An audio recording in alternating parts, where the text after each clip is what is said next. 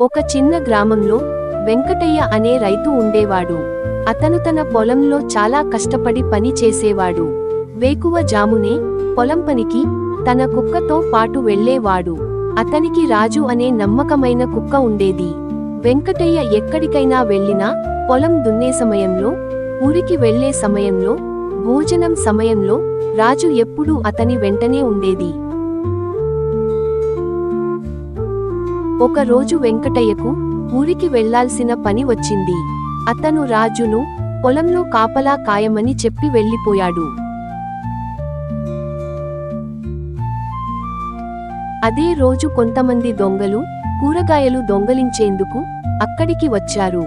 కాని రాజు గట్టిగా మొరిగింది, ధైర్యంగా వాళ్లను ఎదుర్కొంది. వారు భయపెట్టి తరిమెనప్పటికీ రాజు ఏమాత్రం వెనక్కి తగ్గలేదు. చివరికి దొంగలు భయంతో అక్కడి నుండి పారిపోయారు.